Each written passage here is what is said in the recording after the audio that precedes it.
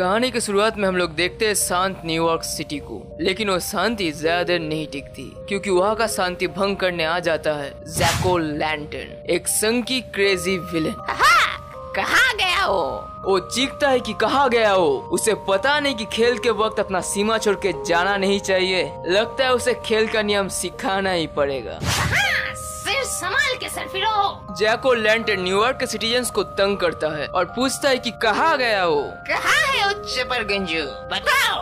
और तभी पीछे से उसे कोई कहता है I'm so sorry, लेकिन क्या करूं, मम्मी ने मुझे सही मैनर्स नहीं सिखाया। तभी हम देखते हैं वेनम को, जो जैक ओ लैंटर्न के मुंह पे एक जोरदार पंच मारता है। I think हमारा कुछ पुराना हिस्सा बाकी है, याद है ना? और वेनम अपने बाएं हाथ से जैक ओ लैंटर्न का गला पकड़ के उसे बैल्कनी के बाहर लटका के रखता है। और संकी जैक ओ लैंटर्न वेनम के हाथों दबे हुए आवाज में चीखता है और डर के मारे कहता है ओके ओके ओके, पकड़ लिया तूने मुझे, ठीक है, अब अंदर ले मुझे। क्या तू अपने जान को भीख मांग रहा है?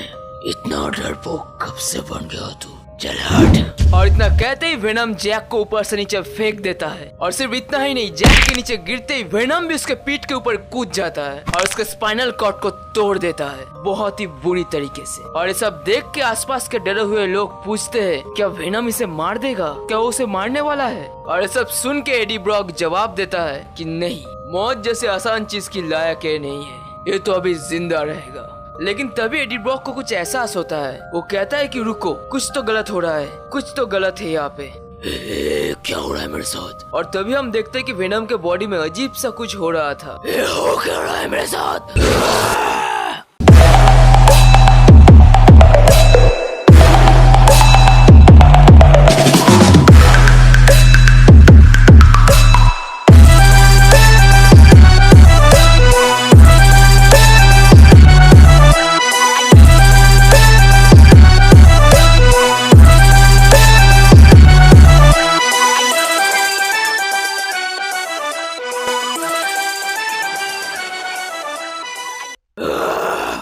अचानक से वेनम वहाँ से डिसअपेयर हो जाता है और कुछ सेकंड बाद वेनम एक पोर्टल से बाहर निकलता है। ये क्या था? लग रहा है मेरे शरीर के सारे हिस्से हिल गए, सारी चीजें सही जगह पे ना। हाँ, लगता तो है। लेकिन फिर जब वेनम सामने देखता है तो उसके सामने एक तबाह हुआ शहर पड़ा हुआ था, जिस जगह को देख के लग रहा था कि यहाँ पे बहुत बुरा कुछ हुआ है। ये जगह कुछ अजीब सा है। लेकिन जब तक कि वो आगे बढ़ के इसके बारे में कुछ और चेक कर पाए, उसके सामने एक छोटा सा बच्चा आ जाता है और वो बच्चा आगे बढ़ के एडी से कहता है प्लीज मेरी मदद करो, मुझे मदद चाहिए। एडी अपने चेहरे से वेनम का मास्क हटा के कहता है इट्स ओके बच्चे, सब ठीक है, बस बताओ मुझे क्या हुआ है यहाँ पे। और इतना कहते एडी उस बच्चे को टच करने जाता है, लेकिन तभी कहाँ से एक सील्ड है कि उस बच्चे के सिर को तरबूज की तरह फोड़ देता है। और वो सील्ड थी कैप्टन अमेरिका की। लेकिन ये कैप्टन अमेरिका नीला नहीं बल्कि काला वेनम का सूट पहना हुआ था। ये देख के वेनम चौंक जाता है, उसे कुछ समझ में नहीं आ रहा था कि सब क्या हो रहा है। और कैप्टन अमेरिका वेनम को कहते हैं तुमने जो देखा है वो नहीं है जो तुम सोच रहे हो सोल्जर। अगर 1 या 2 सेकंड भी देर हो जाता तो उसके बाद जो होता वो ना ही तुम्हारे लिए अच्छा होता और ना ही हमारे लिए। तुम कैप्टन अमेरिका हो और तुमने एक बच्चे को मार दिया। तुम वो कैप्टन अमेरिका नहीं हो सकते जिसे मैं जानता हूँ। लेकिन कैप्टन अमेरिका कहते हैं मेरे पीछे आओ, जल्दी फॉलो माय लीड। कैप्टन के बातों के मुताबिक वेनम कैप्टन के पीछे पीछे जाता है। कैप्टन वेनम को कहते हैं कि मैं तुम्हें सब कुछ एक्सप्लेन करूंगा, लेकिन पहले हम लोग जहाँ पे जा रहे हैं सही सलामत पहले वहाँ पे पहुँच जाए। उसके बाद जो मैजिक तुम्हें यहाँ पे लेके आई है वो मैजिक अब बहुत ही कमजोर हो चुकी है, इसलिए तुम्हें हमारे चेक पॉइंट के पास ले जाना बहुत जरूरी है। ये सब सुन के एडी बहुत ही ज्यादा कंफ्यूज हो जाता है और वो पूछता है वेट, चेक पॉइंट, मैजिक, कैसा मैजिक? मैजिक मतलब क्या समझाना चाहते हो? किस मैजिक की बात कर रहे हो तुम? ये सब हो क्या रहा है? लेकिन तभी एडी सामने जो देखता है वो देख के एडी चौंक जाता है। वो थे तरह तरह के सुपर हीरोज, वो भी वेनम के रूप में। और कैप्टन अमेरिका एडी को कहते हैं वेलकम टू द रेजिस्टेंस। और एडी बस हैरान होकर इधर उधर देखता है और फिर कहता है ये सारे वेनम्स कहाँ से है, किसी और दुनिया से या फिर किसी और रियलिटी से। तुम्हें लगता है कि ये सब एक अच्छा आइडिया है सारे वेनम्स को एक जगह पे लाना, लेकिन तभी पास से किसी की आवाज आती है। एक्चुअली ये मेरा आइडिया था, और आवाज थी डॉक्टर स्ट्रेंज की जो वेनम सूट में था। और डॉक्टर स्ट्रेंज आगे कहते हैं कि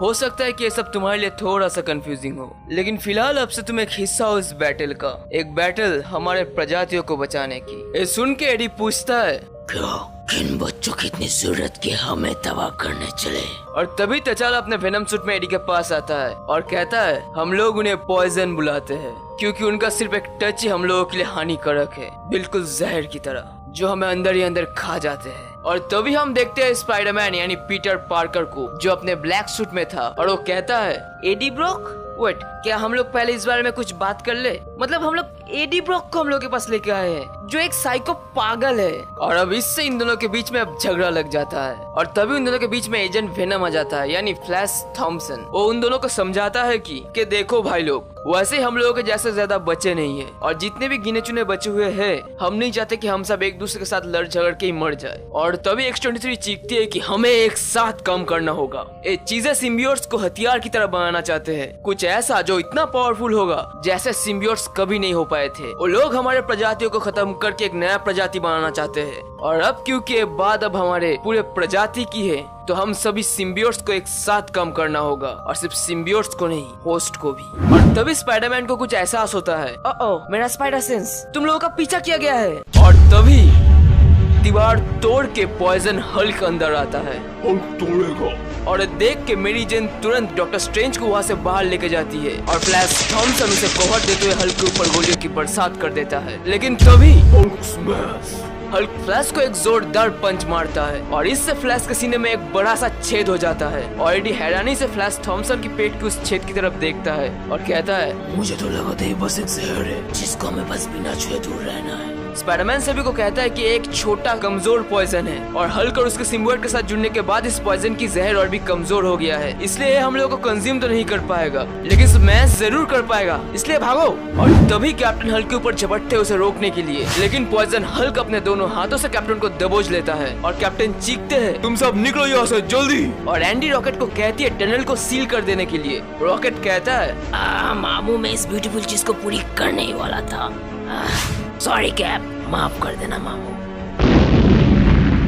और वो अपना बॉम्ब वहाँ पे फेंक के सब वहाँ से निकल जाते हैं, और इस बॉम्ब से बचने की हड़बड़ी में सभी अलग अलग ग्रुप में अलग हो जाते हैं, और स्पाइडरमैन और वेनम एक साथ एक टनल से निकलने में कामयाब होते हैं और बाहर रोड पे पहुँचते हैं। लेकिन वहाँ पे उनका कोई इंतजार कर रहा था, और वो था पॉइजन ऑटो ऑक्टोपस। और ये देख के एडी स्पाइडरमैन से कहता है, तुम तो इसे संभाल ही लोगे ना, क्योंकि मेरे दुनिया में तो स्पाइडरमैन हर दिन ऐसे छोटे मोटे चीजों को झेलता है, और वो भी बहुत आसानी से। और इसके जवाब में स्पाइडी कहता है कि और ये ज्यादा आसान होगा अगर तुम सब सोचना बंद करो कि तुम अपने दुनिया में किसे कैसे जानते हो, because here they are different. लेकिन तभी ऑटो ऑक्टोपस उनके ऊपर हमला कर देता है और कहता है, और भी ज्यादा आसान हो जाएगा अगर तुम सरेंडर कर दो। हाँ, इससे इंसान होस्ट तो मर जाएंगे, लेकिन सिम्बियोट्स हम लोगों के साथ जुड़ के एक नए प्रजाति बन जाएंगे, पहले से बहुत ज्यादा खतरनाक और स्ट्रॉन्ग।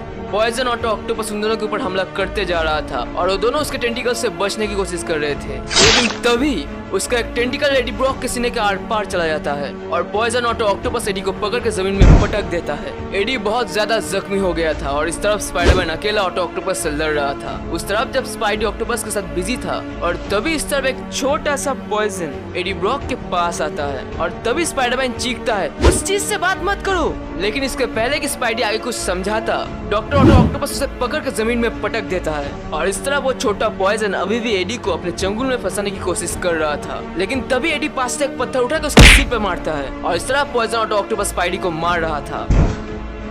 तभी वहाँ पे एडी आता है और पीछे से ऑटो ऑक्टोपस का एक जोरदार पंच मारता है, और अपने दांत से ऑटो ऑक्टोपस का एक टेंटिकल काट देता है। और अब जब इस तरफ एडी ब्रॉक अकेला ऑटो ऑक्टोपस से लड़ रहा था, तब उस तरफ घायल स्पाइडरमैन को एक जानी पहचानी सी वॉइस सुनाई देती है, और वो थी आंट मे। आंट मे स्पाइडरमैन से कहती है कि मुझे तुम्हारी चिंता हो रही है पीटर, मेरे साथ चलो पीटर, अंकल बेन तुम्हारा इंतजार कर रहे हैं। और उस तरफ एडी ब्रॉक एक रॉड को पॉइजन ऑटो ऑक्टोपस के सीने में काट देता है, और वो वहीं पे दम तोड़ देता है। और तभी एडी को भी पीछे से एक आवाज सुनाई देती है, और वो जब पीछे घूमता है तो देखता है उसके सामने पॉइजन स्पाइडरमैन था। स्पाइडी